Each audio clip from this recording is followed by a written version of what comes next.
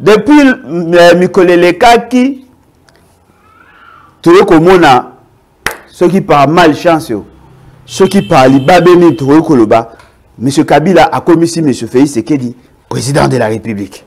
Naebi ke bato balinga kaye de abavimbi. Bofimba nabino, ce sont des évidences, ce sont des vérités aux alliés indéniables. Maintenant, M. Félix Sekedi tango aye, libabe ezala kini, les alliés que azuna rekonzina mabe, ba memi mbaramo na banque centrale. Akuti ba carton ya bambongo, ba dollar, ba franc congolais, nyonso wana ba euro, ba yen, ba mbongo ya libanda, akuti alobi, c'est pas vrai.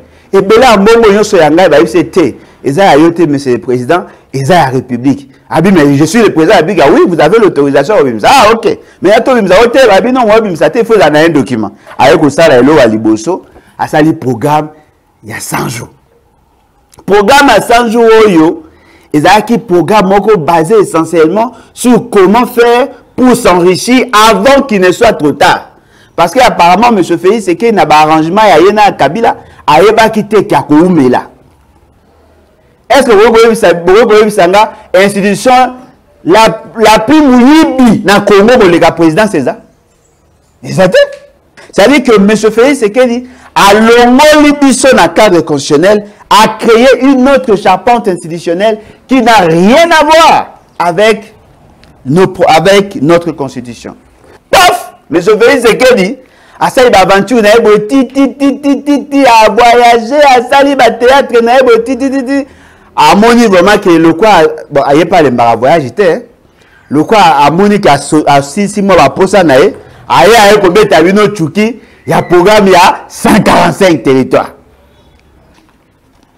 Mais ce fait c'est qu'il a dit eza programme na ye.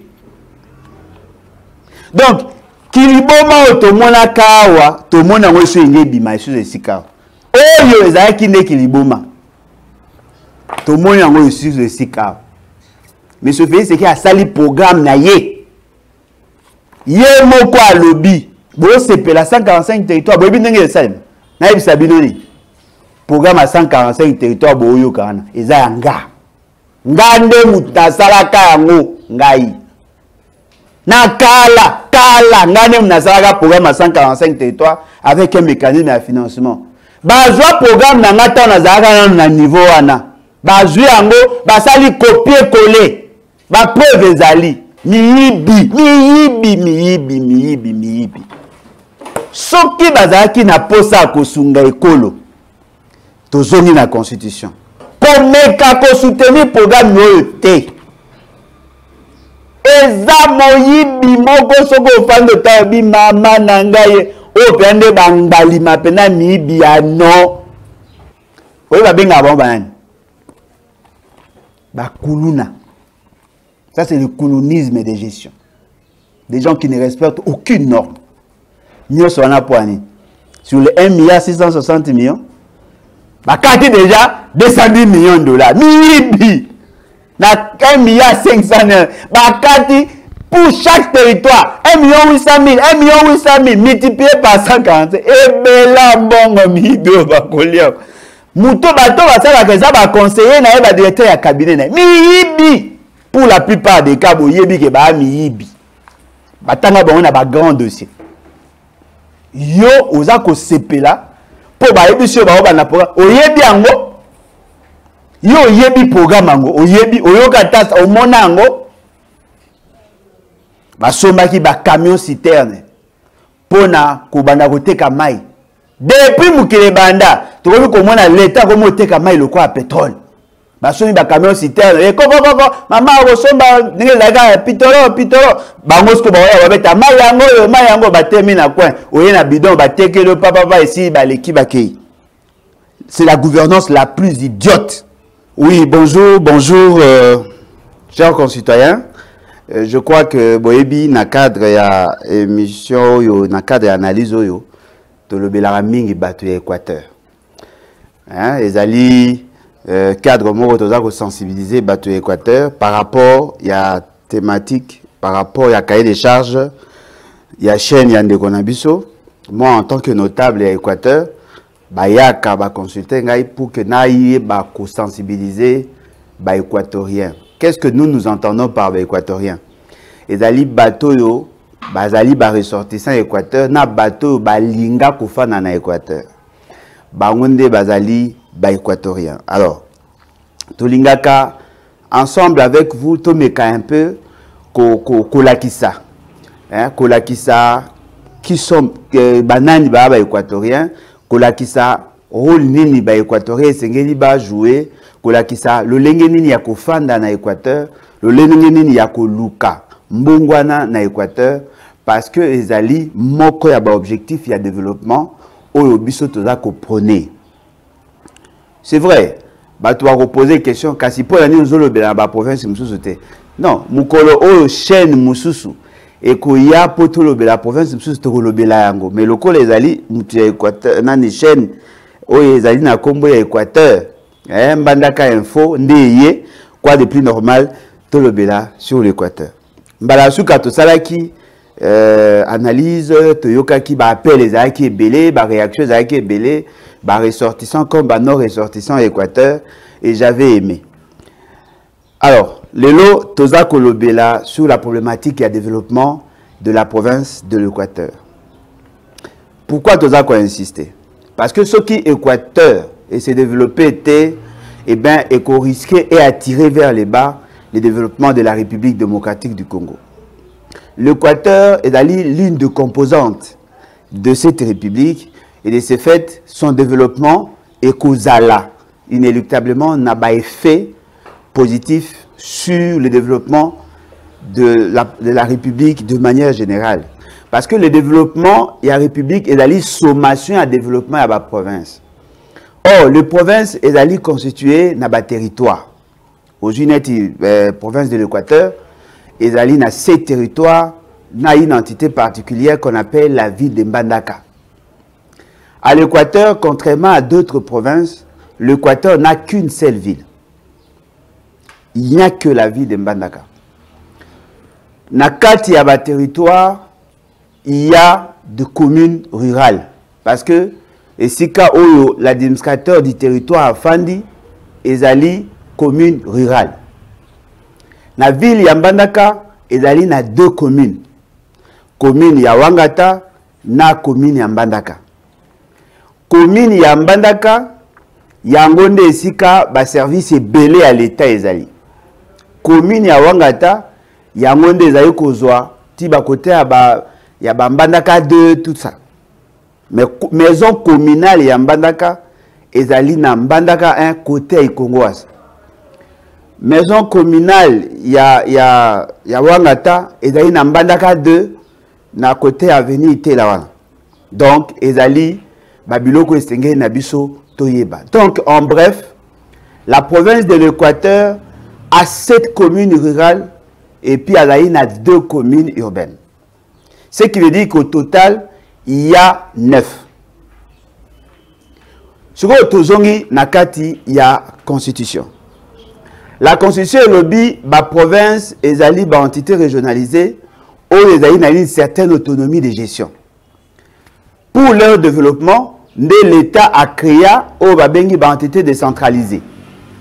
L'entité territoriale décentralisée, à l'époque, tant qu'on a Mobutu Azalaki, avant cette constitution, ils ont gâté.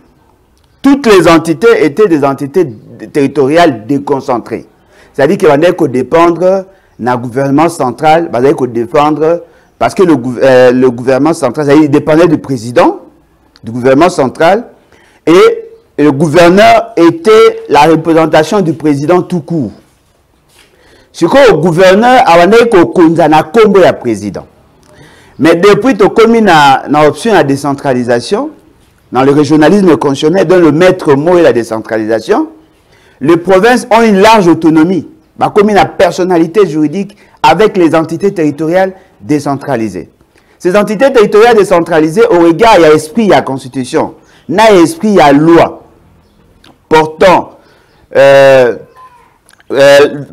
portant fixation à libre principe fondamentaux et à libre, portant principes fondamentaux et à libre administration de province. et puis la loi portant composition, organisation et délimitation, il y a l'entité territoriale et leur rapport avec le gouvernement central et le province, et ça dit que ces entités-là, bangonde bazali source d'impulsion au développement. Ce qui veut dire qu'au regard de la configuration, eh ben, la province de l'Équateur n'a pas assez d'entités territoriales décentralisées. Presque toutes les entités, elles allient par entités déconcentrées. Vous prenez les sept territoires. Vous prenez la ville de Mbandaka, il n'y a que la ville de Mbandaka qui est une entité territoriale décentralisée. Maintenant, il y a des territoires, on a les communes rurales. Autolobie ici, qu'à siège à AT, administrateur du territoire, ils allaient communes rurales. Dans quatre ici, il y a des territoires, nous avons les secteurs. Parce que pas Nabiso, il n'y a pas de chefferie en tant que tel. Mais nous avons des secteurs. Ce sont des secteurs de Bazali, entité territoriale décentralisée. Bango Bazali a la possibilité, il y a qu'aux initiative, il y a qu'à se développer sur base, il y a des données na bango. Or, le principe pour les corriger la décentralisation et la délimitation du pouvoir et le mode d'évolution du pouvoir. La délimitation du pouvoir, c'est-à-dire que tout secteur, Nakati et Équateur, a une entité territoriale décentralisée. Nakati et secteur, il y a un chef de secteur qui, en réalité, doit avoir un adjoint. Bangomi Balé, Bakozala choisi na ba mécanisme o chami na loi o Miami Balé précité. Tant que chef et secteur Azali na bokonzinaye, et bien qu'est-ce qu'il fait? Il prend des initiatives de développement par rapport à ba moyen et puis par rapport il y a ba besoin o Azali yaye. Ce qui veut dire que dans quatre territoires en Abisso, nous avons des entités territoriales décentralisées. En dehors, il y a des territoires, il n'y a que la ville de Mbandaka qui est une entité territoriale décentralisée et ces deux communes sont des entités territoriales décentralisées. Et d'après le fonctionnement de l'État, les entités déconcentrées, bazali ba prolongement, il y a gouvernorat. Bazali ba prolongement, il y a gouvernement central. Ce qui veut dire que Bango, bazali ba oyo ba salamate au regard de la Constitution, il y a kozua ba initiative de développement. Bango ba zuaka bambano ba mitikano oyo outi na gouvernement, bango ba ko veiller sur son exécution. Or, déjà au niveau du gouvernement central, il y a ce qu'on appelle le fractionnement de compétences. Le gouvernement central a ses attributions, la province également. La particularité à la décentralisation, il y a des domaines qui relèvent de la compétence exclusive de province, de compétences exclusives au gouvernement et de compétences concurrentes. C'est-à-dire que Basangisi, au ya gouvernement, na au ya province, Basangisi, Batali et le Bagolo ça ensemble. Yango moni article 202 de la Constitution et fixer la compétence exclusive du gouvernement central. Article 203, les compétences concurrentes. Il y a gouvernement central et gouvernement provincial. Et l'article 204, qui est les compétences exclusives de province. Et dans 4, il y a compétences exclusives de province, il y a des entités territoriales décentralisées. Ce qui veut dire que là, nous sommes dans la Constitution. Et le loi précité, ils allaient insister sur le mode de fonctionnement de ces entités-là. Alors, depuis Mikolele Kaki, tout le monde ceux qui parlent malchance, ceux qui parlent babeni trop koloba, M. Kabila a commis si M. Félix Tshisekedi, président de la République. Naebi ke bato balinga kaero de abavimbi, bovimba nabino, ce sont des évidences, ce sont des vérités, aux alliés indéniables. Maintenant, M. Félix Tshisekedi tango aye, libabe zala kini, les alliés que azuna wokonzina mabe, ba memi mbaramoko na banque centrale. Akuti ba carte ya bambongo akuti ba entreposer tala ba billet ya bambongo ba dollar ba franc congolais nyonso wana ba euro ba yen ba mbongo ya libanda Akuti à lobby, c'est pas vrai.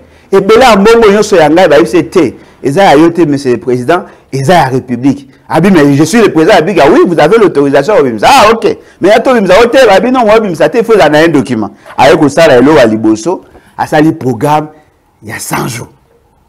Programme à 100 jours, et ça, qui programme basé essentiellement sur comment faire pour s'enrichir avant qu'il ne soit trop tard. Parce qu'apparemment, M. Félix, c'est qu'il y a un arrangement, il y a un Kabila, il y a un qui là. À Jui, à ça, le programme, il y a un programme, il y a 100 jours. Dans le programme, il y a 100 jours, ça, il y a un secteur d'activité. Au moins, secteur d'activité. Dans le secteur d'activité, dans Bango, au moins, il y a un secteur, d'abord, il y a une infrastructure routière, ça, le secteur, il y a santé, ça, le secteur, il y a éducation, ça, le secteur, il y a habitat, ça, le secteur, il y a énergie, ça, le secteur, il y a emploi, ça, le secteur, il y a transport, ça, le secteur, il y a agriculture, pêche et élevage, ça, les autres actions sectorielles. Là, je vous épargne parce que dans Katikuna, Boromona, Ndengeni va repasser Moïse Katumbi passeport, Ndengeni va permettre à Tumsusu Bazonga en Congo, sali leurs documents. Ceux qui ont une idée sur la gouvernance, ceux qui ont une idée sur la gestion de projets, ceux qui ont une idée sur la fonctionnalité de l'État, ces documents, c'est un torchon. Un torchon. Basala en présentation, Mabé, contenu, Mabé, fixation à ma responsabilité, Mabé, fixation à mon objectif, Mabé, évaluation ex ante, Mabé, non, surtout, awa, eza Mabé. Je crois que bateau basala na ba ministère ya plan bateau ba yebi makambo naza koloba o basala maramba développement ba yebi yango o basala ba économie rurale économie publique ba yebi que ce programme était un torchon. Na tableau synthèse il y a programme il y a 100 jours tableau synthèse yango document yango na tableau synthèse sali ventilation, n'est-ce pas? Il y a coût, il y a travaux par secteur.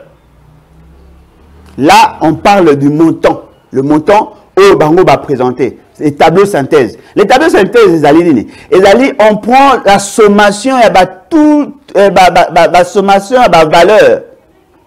Il y a par secteur, on fait un tableau synthèse. Maintenant, quand il y a un secteur, on fait une autre ventilation détaillée, pour préciser comment monter dans le domaine, c'est comme ça que ça la kiam. Alors, quand je dis, quand je dis que c'est un torchon, République démocratique du Congo, drapeau, il y a Bisso, notre emblème, Baché, Nini Nabiso, Awa, Basali, Bakomi, programme d'urgence pour les 100 premiers jours du chef de l'État. Première entorse. Quand un gouvernement arrive, le gouvernement élabore un programme où le code accepté par le Parlement. Sur pied article 91, il y a Constitution. Mais lorsque le président de la République arrive, avant que son gouvernement ne soit installé, c'est-à-dire le gouvernement issu de la même législature que lui, de la même mandature que lui, qu'est-ce qui s'est fait? Le président de la République expédie en réalité les affaires courantes. C'est-à-dire que le programme Ozara qui est en cours, le président de la République supervise l'expédition, il y a affaires courantes, parce qu'il travaille avec un gouvernement qui n'est pas issu de la même législature, de la même mandature que lui. C'est-à-dire que lui et son gouvernement, le gouvernement trouvé, ils expédient les affaires courantes. Et maintenant, qu'est-ce qui s'est fait? Comme les élections ont été organisées au mois de décembre, et que l'investiture est Samaki le 24 janvier, en réalité, M. Félix, qu'est-ce qu'il devait faire? Il pouvait prendre le programme qui conçu par l'ancienne législature, a réorienté les priorités naïe. C'est-à-dire qu'il a dit, ok, par rapport à programme, donner l'action sur ça, ça, ça, ça. Il dit à qui? Il dit au gouvernement qu'il a trouvé.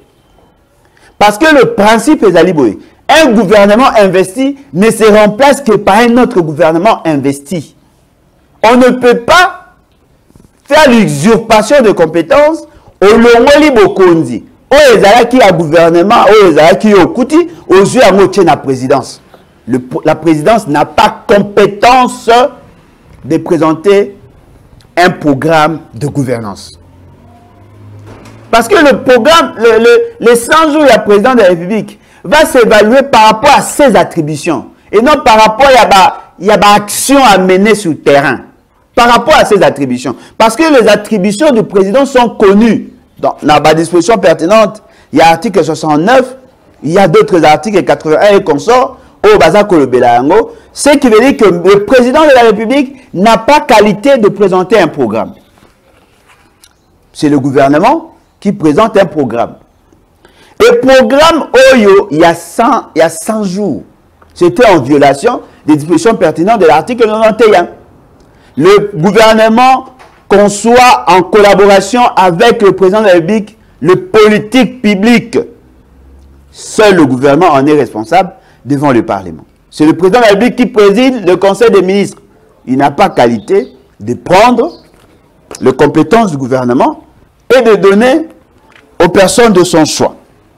Il a pris ce programme, a pesé na ba mise de connaissance naé, directeur de cabinet naé, ba conseiller naé, ba famille naé, a pesé bango programme et vous connaissez la suite. Alors, boyoka un autre élément qui torchon nango. Dans le tableau synthèse, le coût global est sali 488 145 106 dollars pour les activités au Bango Baché. Na pesi ka exemple moko, énergie. Énergie, Baché électricité.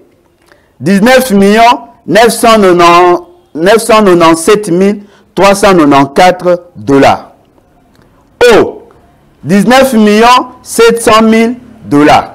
N'a pas d'exemple, mais vous allez voir. Lorsque vous allez dans d'autres tableaux,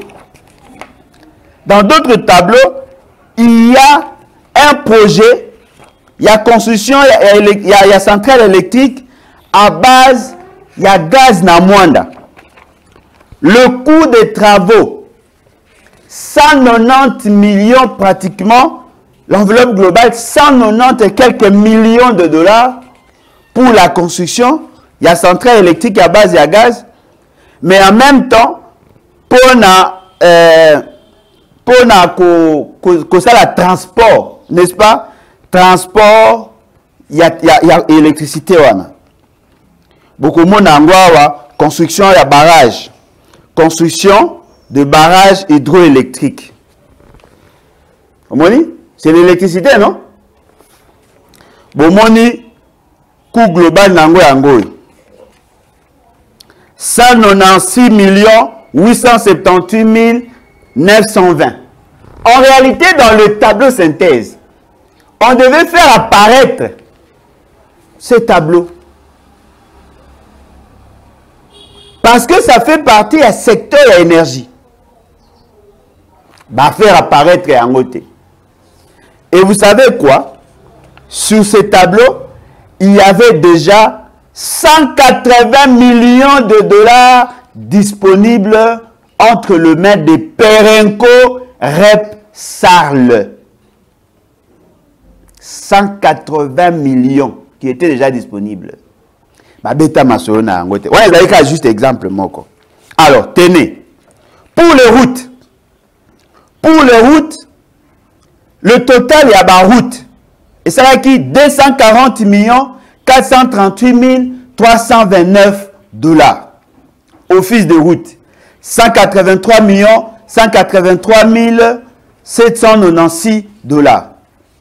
Office de voirie et drainage, OVD, 57 554 533 $. Ce qui veut dire quoi? Les routes à intérêt national qui devaient être construites ou réhabilitées par l'office de route, ils avaient acquis 183 183 796 $. OVD, 57 millions pour la route urbaine, 57 254 533 $.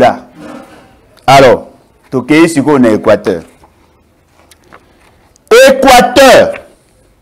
Quand je vous dis Équateur, je prends l'Équateur, l'actuelle province. On avait prévu pour l'Équateur et la province Yachuapa. On avait prévu 50 km. Pas de route à construire pour enlever les bourbiers. Kolongola potopoto, Kobanda Ingende, Tibwende.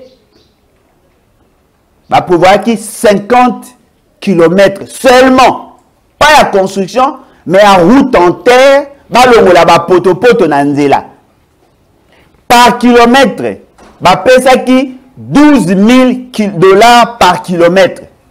C'est-à-dire que toute l'enveloppe, il y a Banzela pour tout l'Équateur et la province est à Chuapa. On était dans le 600 000 $. Pour les deux provinces, 600 000 $. Alors que l'enveloppe globale, elle a dit de 240 millions. 240 millions. Mais la paix dans l'Équateur, 600 000 $. Ce qui veut dire que l'Équateur a à peine dans le 0,4%. Pour le bata 0,3%. Dans le 0,4%. C'est-à-dire que 2 provinces sur 26. Basé 0, c'est-à-dire que l'Équateur plus Chuapa, basé 600 000 $ américains pour la Rolongola, poto. Détrompez-vous, aucune route de l'Équateur n'apparaissait dans ces programmes à 100 jours. Aucune route. Oh, il y a un programme à 100 jours et ça a quitté. Mais le programme est à 100 jours. Et bandaki ko se juxtaposé dans le programme du gouvernement. Il y a un projet, tout ça. Ce sont des programmes, des projets qui existaient avant, financés par d'autres institutions, c'est-à-dire le partenaire, et non l'État congolais. Dans le programme, il y a 100 jours. La Kikakana, 50 km na Bwende, ce qui veut dire 25. Toyokaka période oh, le gouverneur a détourné un bon à 100 jours. Tout ça. Na hauteur na bon à 100 jours, il y a joué wapi. Bon à 100 jours à jouer. Parce que en réalité, sur le tali, même dans le programme ce n'est pas qu'on donne l'argent au gouverneur. On donne l'argent à l'office de route. Le gouverneur vient superviser. Bah, superviser le gouverneur Équateur, le gouverneur Achopa parce que les alliés, financement à Baomi Balé. Bah, kota là, nzela ya bikoro, pour na yebi kota nzela ingende, yebi ke kolanda ingende. Ti Babwende, c'est plus de 350 km. Ce qu'on a qu'à s'imaginer, bah, on a 50 km jusqu'à Poto-Poteza. Qu'est-ce qu'ils ont fait? Bah, le molika à Poto-Poto, bah, zui ma belé, to ma banga moro, bah, sopi wana pour que les cas. Mais l'activité que bah, tout le là, bah, daki ata na posta tate. Yako sala nzela. Tolongwe na makambo ya route, toke na domaine ya santé. Bah, prévoir qui 46 160 304 $.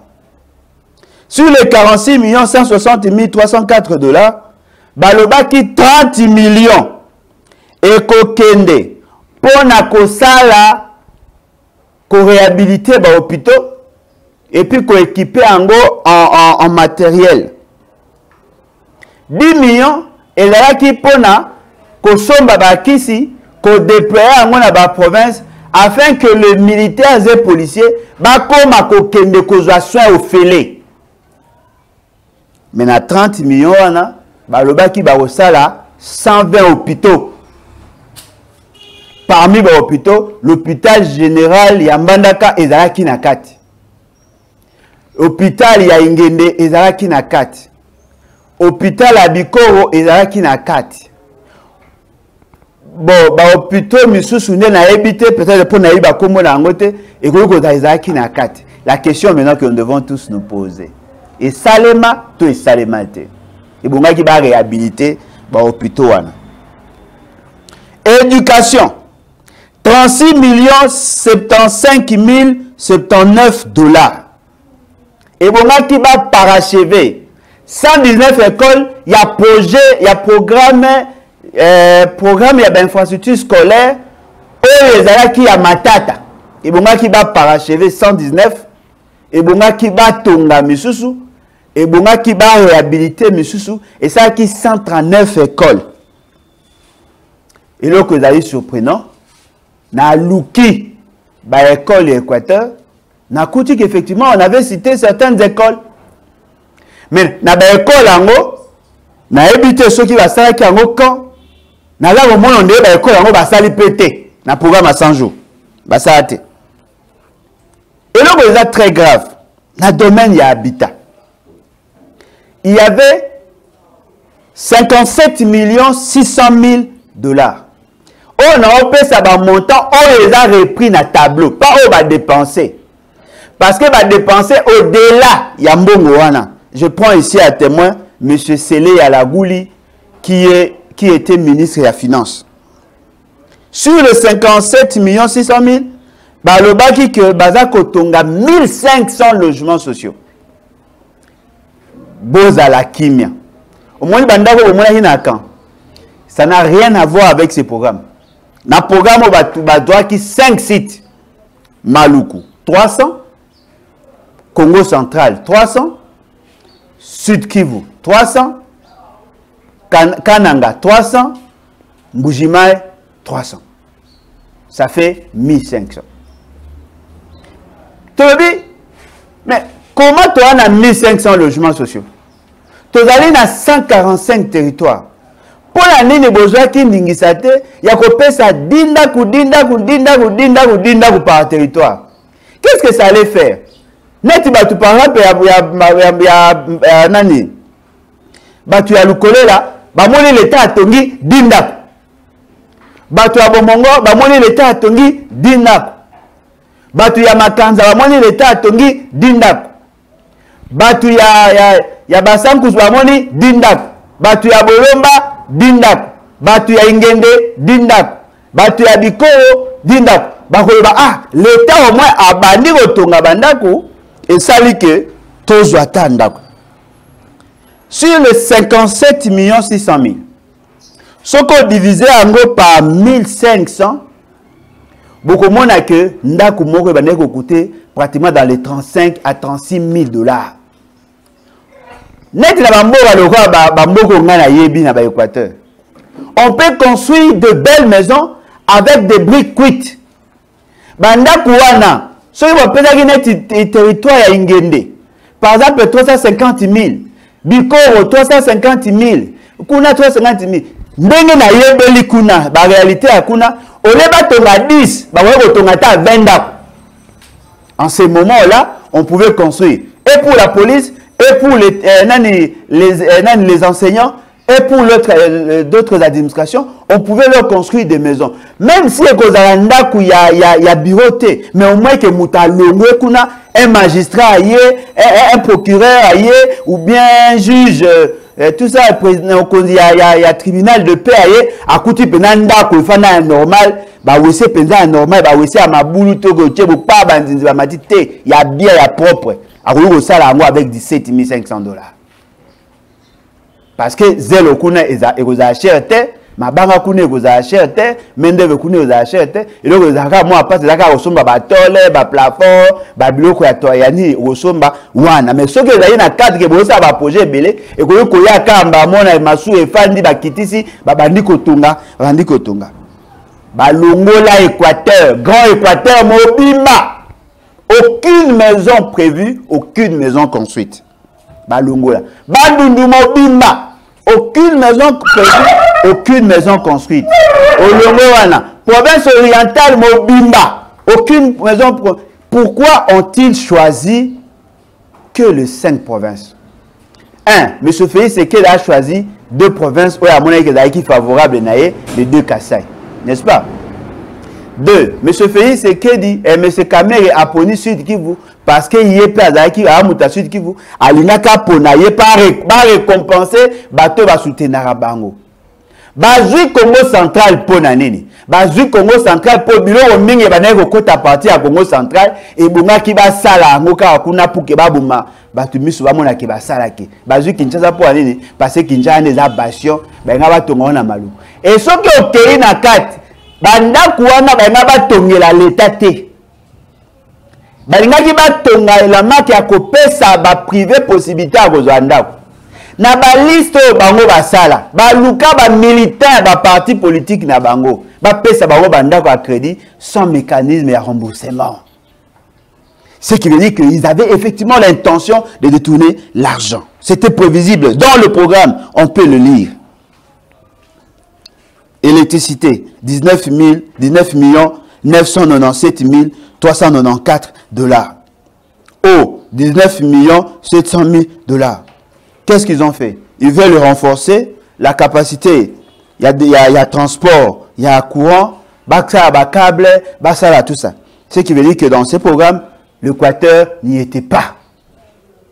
Basomaki ba camion citerne. Pona kobanda koteka mai. Depuis mukele banda, tu vois comment l'État comment teka mai le quoi pétrole. Basomi ba camion citerne. Et koko maman resomba ninga pitolo bangosko ba ya beta mai yango batemi na coin. Oye na bidon bateke le papa ici ba l'équipe bakei. C'est la gouvernance la plus idiote. En matière d'emploi, Bachaki 1 800 000. Dans l'idée de financer des micro-projets, il y a des jeunes. 1 800 000. Tilelo, ata sengi, mutazoate, mais mbongwane c'est ici là. Et si quand monsieur Ezali, aberration Ezali, Ezali que le transport, pour la bango transport, Bachaki 65 600 000. Mais attention, dans 65 600 000, basé 65 millions pour moderniser port et Kalemi. 65 millions de $, 600 000 pour la étude de la faisabilité dans Sud Kivu, il y a modernisation, il y a port à Sud Kivu. Et là que vous avez surprenant, mbongo wana o biu ba salate. L'agriculture, pêche et élevage. 774 000 $. Pour lutter contre la faim et pour lutter contre la faim et surtout la malnutrition. Ils veulent produire. Ils veulent produire quoi? Pour la commis, agriculture, pêche et élevage. 774 millions pour financer un projet. Il y a production en Bissi na Sud Kivu. Oh, ça, mon ata ndakala. Ata mon ata muchopi moge bimagi na po. Qui a vu ça? 70. Dans ce projet, l'Équateur n'y était pas. Nyonso tolobi. En dehors, il y a école. En dehors, il y a hôpital. En dehors, il y a 50 km ou 25 km par Équateur. L'Équateur n'a pas bénéficié d'un iota. Ba pesate. Même pas un 100 francs. Ba pesate. Seul mongo ba pesaka na office de route. Et la limbongo ba longola ba bourbier. Fort malheureusement, le projet a été mal conçu. L'exécution a posé problème. Il y avait un problème des engins et il va ça la salité. Balobaka pour na 240 millions balobaki va ko bongisa ba pont. Équateur n'était pas repris. Baba ba ko bongisa banzela Équateur avec na 50 km et na Ochapa baba ba ko sala ba bac ba bongisa ba bac o babandaka na programme à 100 jours o ebongaki na zongo e to ke ne kala mingi te bac o ebongaki bacha na ingende na lomela rivière lomela kuna ko tabwende bacha te na ingende bac yango ya na ebite tamso ye na simana ngai na ebite na okipete bac wana iyate ba oti otinda ya zongo ba oti otinda ngo kala mingi te, ce qui veut dire que dans le programme il y a 100 jours l'Équateur n'y était pas. Paf! Mais je veux dire ce que dit. À ça, il va aventure, il a à voyager, à ça, il va théâtre, il a à mon niveau, vraiment, que le quoi, bon, il n'y a pas le voyage, le quoi, à mon niveau, à 6 mois, à poser, il y a combien de temps, il y a un programme, il y a 145 territoires. C'est quoi, l'Équateur, ah, 145 territoires. Na okina bobo wana zoloba. Na lancé déjà 145 territoires, na lancé 145 territoires. Ya ba so na lomongo so na lancé 145 territoires. 145 territoires. Nous avons effectivement 145 territoires. Mais je vous avais dit au départ que les territoires sont des entités déconcentrées. Dans le mécanisme et la gestion à l'État congolais, les territoires n'ont pas de programme de développement à présenter. Bateau, un programme à présenter, ce sont les secteurs pour le cas de l'Équateur. Et il y a des chefferies. Il y a des communes, il y a des villes. Parce que nous avons 4 entités territoriales décentralisées et 4 entités territoriales déconcentrées. Les territoires sont des entités déconcentrées. La Constitution ne leur a pas... ça bango, mission et développement. Ce sont des entités décentralisées et les provinces.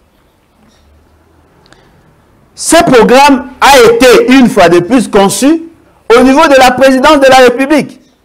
République démocratique du Congo, Balongoli président de la République, programme de développement local de 145 territoires, PDL 145T.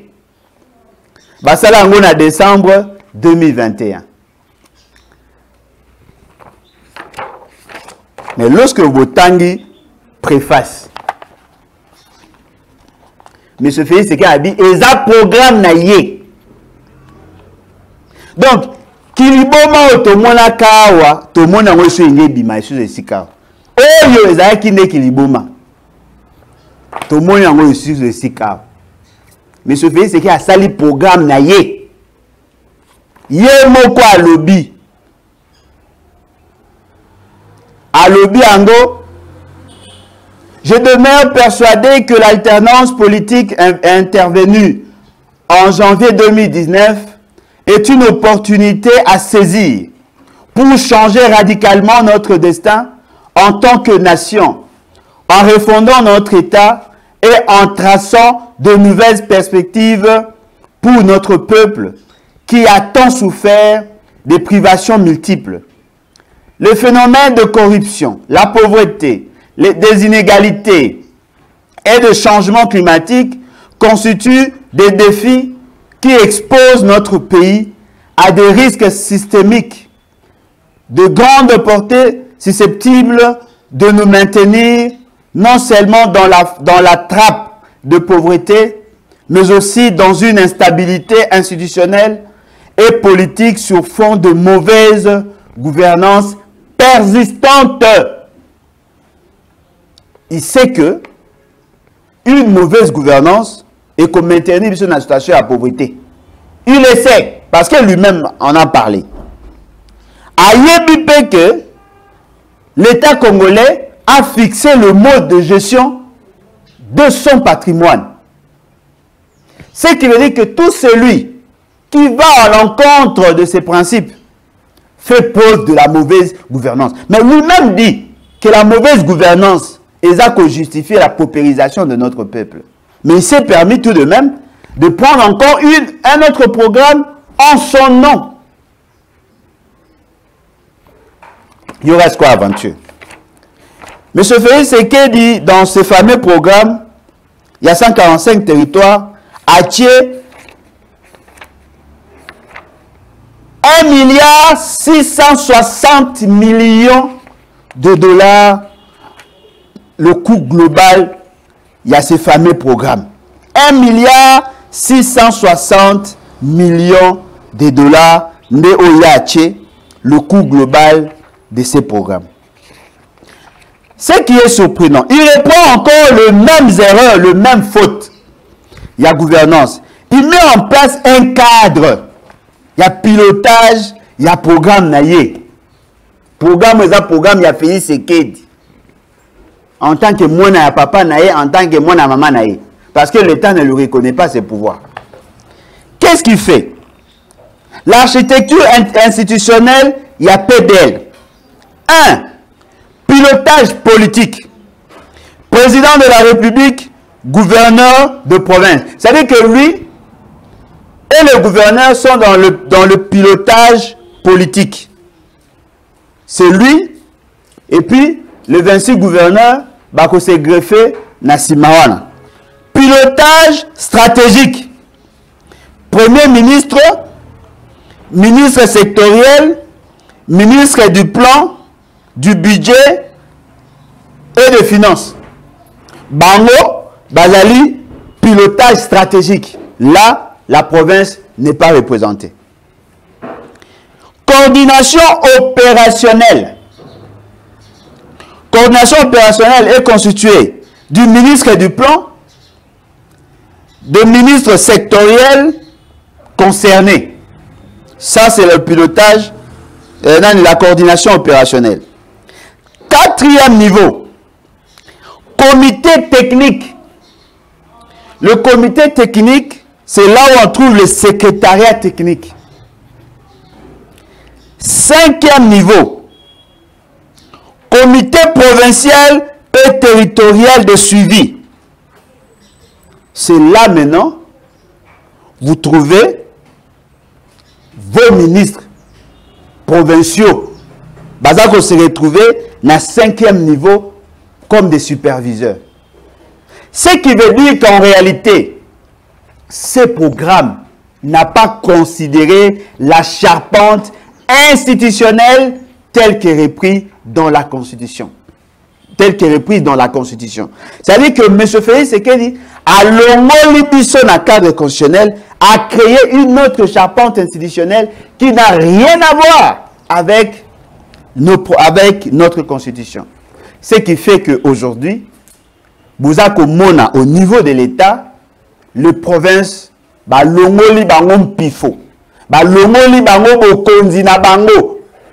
ce sont des domaines qui revenaient de plein droit aux provinces. Les provinces sont au niveau du gouvernement central, au niveau de la présidence de la République. Et à tous les niveaux que vous voyez là, les représentants de M. Félix Sekedi sont là. Sur les 1,660 milliard, Balobi Bakopesa na ba province 10 millions par province. Sur les 10 millions par province, et 10 millions par territoire, ça fait 1,450 millions. 210 millions à l'Icolo. Et pour ceux qui vont participer, c'est-à-dire que les structures ou les institutions qui ont été établies telles que Naïb Sibinois. Parce qu'à côté, vous avez agence d'exécution, NUD, BSECO, CFF, Bangonde, Bazali, Kosala, Makambuya, ce sont des agences d'exécution. Bagognon soit un président de la République et premier ministre, le ministre sectoriel, le gouverneur, Bagopakole Mafuta, aujourd'hui, ministre provinciaux, Bagopakole Mafuta, Mbongouana, 210 millions. Et Zali Pona Futa Bango. En termes, il y a des primes. Et logo est grave, Zali. Na 10 millions euros, bache pour na territoire. Balongoli 1,800,000. Pour la bagamio ta supervision, il y a des facilité d'achat, des sommes babiloko, des kuna ba juste qu'on a mbongo ba chaki à 10 millions. Ça veut dire qu'en réalité les provinces n'auront droit pratiquement qu'à 8 millions 200 000 dollars pratiquement parce que 1 million 800 000 et Kolongwanango et que sous que pas bateau barossa et tikali 8 millions 200 000. Na outi comment la vidéo mo baola dans un territoire na Équateur. Batindi 850 sacs ya ciment. Batindi ba barre de fer.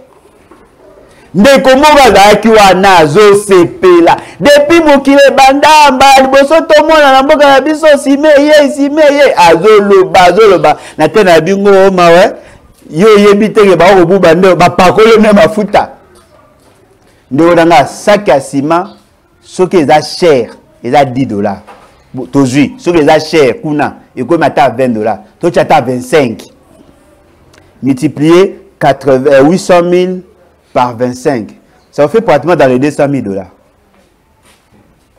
Ça vous fait pratiquement dans les 200 000 dollars. Et dans ces 200 000 dollars, ce que vous avez une barre de fer, ce que vous avez une main d'œuvre, ce que vous avez une sur les autres canissarans. Bilogo ba otongana sika yozo c'est plein na territoire et sika yozali. Ce que comme mbonge belé, ezali 1 million de dollars. Ce que comme mbonge belé, ezali 1 million. Mais vous avez droit à 10 millions. Yo se paye na 850 sacs à ciment. C'est-à-dire quoi? Beta qui ne qualité va habiter. Le corps bateau kuna ba ndenge baza, to bu babango, to bimisa mbongo à l'état, to li ango le corps mi binyo sur tout le corps ba ebani, to pakola batu mafuta, tant ba robeta mabongo, to zo ba vidéo, to la kisaka na ba TV, to ba ke voilà 150 et 145 territoires et bandits. Vous n'avez pas compris. Vous c'est la 145 territoires. Vous avez dit ça. Vous tout n'a pas gouverneur na bino. Vous tout n'a pas ngo. Vous pesa. Vous sabino. Vous rôle na bango zani. Pour l'année de balongoli ba député provinciaux. Pour nga la yebi que l'État lingaki et le remonter ça dans la province sans que les députés provinciaux qui sont supposés être la représentation du peuple pour que au nom et pour l'intérêt du peuple.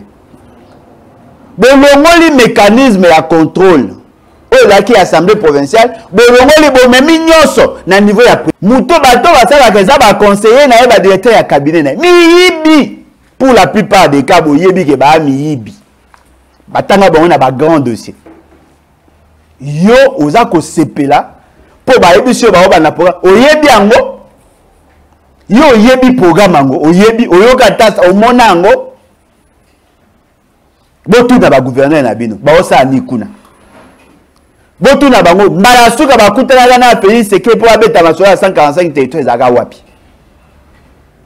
boyebi sabino biloko ba osomba. Est-ce que l'entreprise entreprise ba kotonga ba école ba hôpitaux ba nzela ba lo balabino est-ce que l'entreprise ngo ba zu ba ngona Équateur non ba créer ba entreprise awa ba tindi bango kuna ba osomba biloko awa et kende kuna ba commerçant ba province na bino ba gagner le côté ba ministre na bino ba gagner le côté ba député na bino ba gagner le côté entreprise va gagner le côté, yo fandi au CPLA. Ah, 145 territoires. Babou bibino.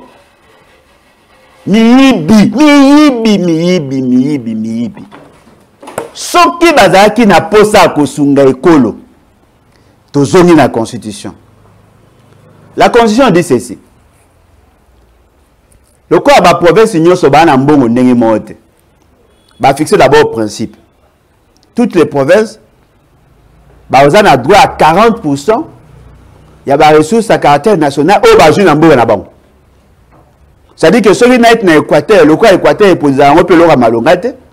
Bon, valeur n'a pas banate. Babi, ok. Ce qui est Équateur est produit 100 millions.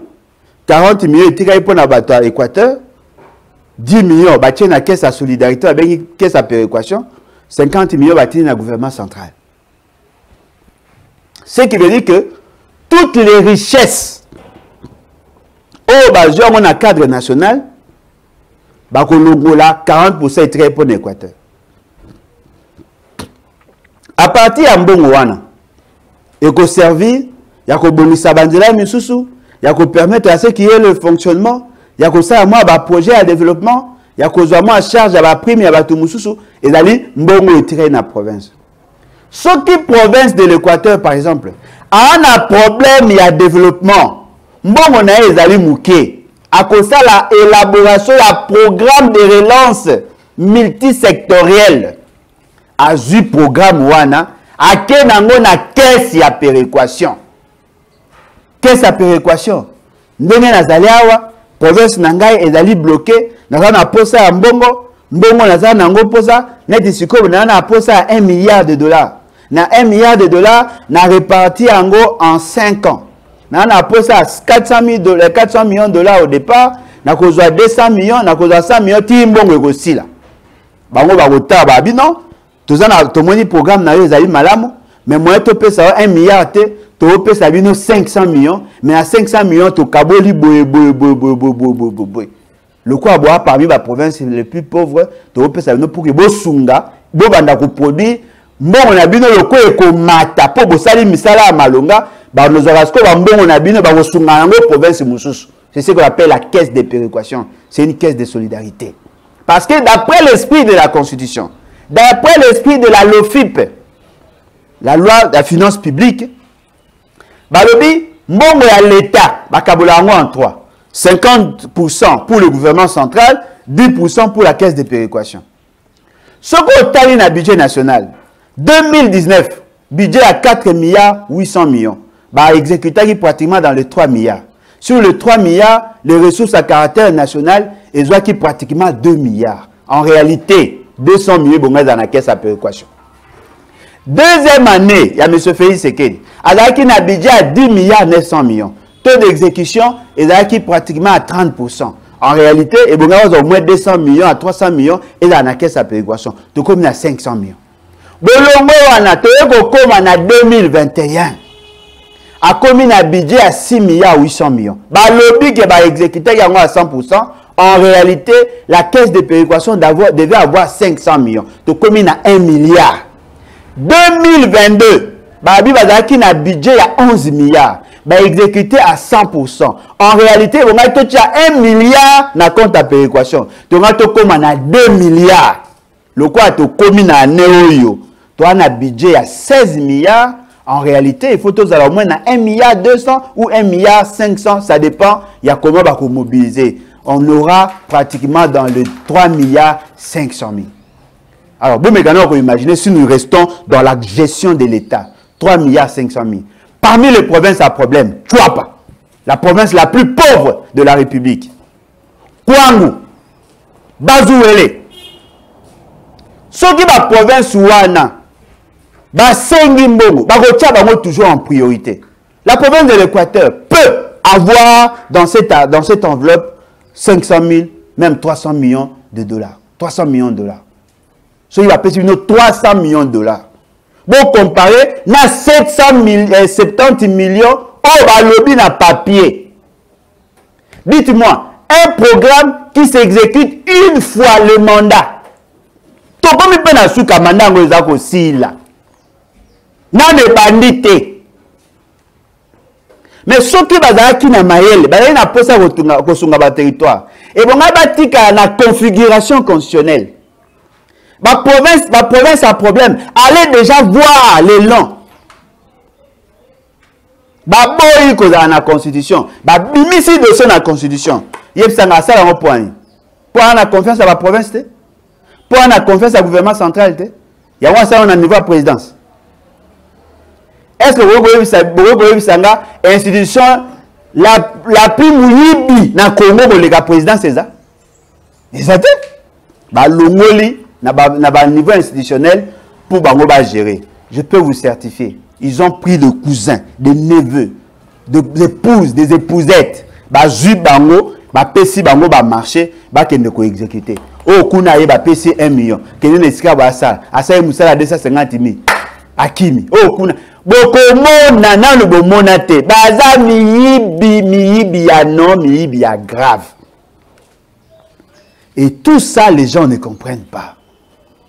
Nazako senga na bino. Mutu nyonso ana posa. Awa no beta masolo à 145 territoires. À vos bandes, s'il vous plaît. Rassure-toi que tanga yango. Soko moni. Koza na ngote benga ngai na kotindela yo na WhatsApp. Benga ngai ata adresse email tinda na kotindela komeka ko soutenir programme yo te. Eza moyibi moko soko fando tabi mama na ngai o pende bangbali mapena mibi ya no. Mais batu ba obule ah eza eso. Boyebi angote? Boyebi angote. Boyebi sanga na ba programme na bango ba yiba otonga banzela. Kotonga ba otonga nzela. Ba otonga nzela te ba kobongisa banzela ba banzela oya ba comment on appelle ça? Route à dessert agricole. Ça l'Assemblée à Kobongsa, route à intérêt national. Mais pas dans ces programmes, dans le programme du gouvernement. Route à dessert agricole. Ce qui veut dire que ces programmes, ils ont parallèlement à programme à gouvernement. Et là, on suit au monde à Bassali, ils ont financé par la Banque mondiale. Monsieur au monde à Bassali, financé à BAD. Monsieur Bassali va financer yo, programme à 100 jours, yangwa. Miyibi. Programme à 145 territoires. Il y a un azolo banabino, boza la kimia. Boza la kimia, mboka na bino ko bongaka jamais na programme à 145 territoires. Na ibisa bino ni. Programme à 145 territoires boyo kana. Eza yanga. Ngande mutasalaka yango ngai. Na kala ngande munasalaka programme à 145 territoires avec un mécanisme de financement. Bazwa programme na ngata na zaka na niveau wana. Bazwi yango basali copier coller. Ba preuve ezali. Oh ngai moko tango na sali analyse en profondeur na comprenant ba faiblesse ya programme wana. Na sina bongisa e bonga e comment kitoko échange. Mais bango tellement ba tricheur, ba menteur, ba voleur. Bazui programme na nga akala ta bazaka na maïla okokate bazui yango ba famisi programme à 145 chef de l'État mensonge, c'est mon programme, c'est mon programme. Et ali programme na ngai na sala yango na présenté yango déjà en 2012 2013 2014 2015 2016. Tant on a mis formation sur la décentralisation, n'a tika programme n'a amélioré en mot et comment autre chose. Ce qu'on vous présente là, c'est un torchon. Basali yango ezali copier coller basali yango mabe. Et là on a sepeli la présentation ça a mis malamu, il faut reconnaître yango parce que le ministère a plan kotaki na kati basali mais sur le plan où ezali un programme inconstitutionnel. Programme où na zolo banabino ezaki yanga o achetembe na la kisi epe na combo na montant na mode opératoire o ngana présentaka na kala na 2012 2016 bango basali awo o ngana si na bongisa et comment kitoko bazui ba tricher o ba tricher po ba nga bango tanga te yango moni bazui basali programme na lolengi na bango. Alors moi, en Équateur, tika on se distraire. Tika on se distraire, Bongama, Senga, une autre manière de gouverner. Cette aventure ne va pas aboutir. Dites-moi, on injecte 10 millions de dollars en infrastructure à l'Équateur. Il faut attendre combien dans un territoire? Il faut attendre combien d'années pour que l'on connaisse ça? Dites-moi, même si vous construisez, parce que la norme, une salle de classe de Tongango à 8500 dollars. C'est-à-dire que pour avoir une école, au Batongi Malam, c'est 100 000 maximum, 100 000 dollars dans nos territoires. Alors dites-moi, ils vont construire combien d'écoles? Même si on construisait une école par territoire, n'a pas dit un exemple. Territoire ya Ingende, et il y a 3 secteurs. Territoire Ingende Mobimba, il y a 17 000 km². 2 fois Kinshasa. Baba école dans Kinshasa. Il y a ça Kinshasa qui a développé. Bobi non baba école ça. Bobi non baba hôpital. Pour que Ingendo la ligne 2 fois Kinshasa. Ça veut dire qu'aujourd'hui Kinshasa on multiplie presque par 2 ou par 1,7 parce que Kinshasa a 9900 km². Ingeneza a 17 000 km² de poussière. C'est Kinshasa fois 2. Bosani. Non. Ce qui veut développer le territoire, tozonga na constitution. Botike la député provinciaux. Botike la ministre. Botike la gouverneur Moussala na bango. L'État congolais, yaka ko contrôler. Parce que ce sont des fonds publics. Nous avons la Cour des comptes. Nous avons l'inspection générale de finances. Nous avons la direction d'audit et contrôle de gestion à ministère et finances. Nous avons le Sénat. Nous avons l'Assemblée provinciale. Nous avons les divisions qui sont là. Les secrétariats généraux des ministères. Il y a possibilité de gérer les informations. Laissez les ministres provinciaux faire leur travail. Arrêtez de vous distraire. Laissez le gouverneur le moyen de faire leur travail. La présidence n'a pas le temps de développer les entités décentralisées. Il n'aura jamais le temps. Voilà pourquoi nous avons opté pour la décentralisation. Ça, c'est une centralisation en outrance. Oui, ça, c'est le colonisme de gestion. Des gens qui ne respectent aucune norme. Sur les 1,660 milliard, Bakati déjà 210 millions de dollars. Mibi, 1,5 milliard. Bakati pour chaque territoire, 1,8 million, 1,8 million, multiplié par 140. Et bela bongo mido bakolio. Tu vas comprendre. Voilà pourquoi je vous dis, soyez calme. Vous raisonnez très bien. Vous repérez sanga raison. Bilo wane ici matin. Et ici matin, parce que les priorités à ma territoire, vous y évitez. Vous y évitez. Tant qu'on va monter que va député provincial, non, boya, bondima, député provincial, yo ndima programme, vous bien. Surtout bobo, yé comme na pour lancer programme à 145 territoire, oyé bien. Et ça marre. En tout cas, merci. Merci, je crois que prochainement, tu vois ce que tu as le problème à territoire par territoire, tu as ça pour que le territoire ait comme capacité à produire, capacité à se prendre en charge. Il y a une opportunité pour nous, il y a saisir parce que nous voulons conscientiser les jeunes. Et là, le banabino, on a insisté. Nous avons l'obligation, nous, tout ce que nous allons faire dans cette province est tenir compte, il y a unité nationale. Tout ce que nous devons faire, il y a toute la République. L'Équateur n'appartient pas aux Équatoriens. L'Équateur appartient à l'État. Oh, non, non, non, non. Tribalisme est longwa. Régionalisme est longwa. Vous avez la bataille à l'Isanga. Vous vivez ici, mais dans le respect des droits des autres. Comme ça, et que ça, la Mboka Nabiso, et que les malamu, Mboka, la province, il y a ce que les malamu, tant que vous sangisa malamu, il y a la province, négocia la malamu, il y a la République Mobimba. En tout cas, dans ces pays, vous avez qui est belé. Merci, Nabino, vous participez à votre manière, faites des commentaires. Kolochen à kotanga ba commentaire à koyeba ndenge à orienter ba sujet o alingi ko benga ngai plus 243 81 250 28 51 81 250 28 51 ezali numéro na ngai o alingi lukanga na Facebook Alain Bolodjoa Ibola. Je suis en permanence là-bas. O pe alinga comme membre ya parti na biso les bat levons nous et bâtissons au betikaka lebatinfo.net. lebatinfo.net lebatinfo.net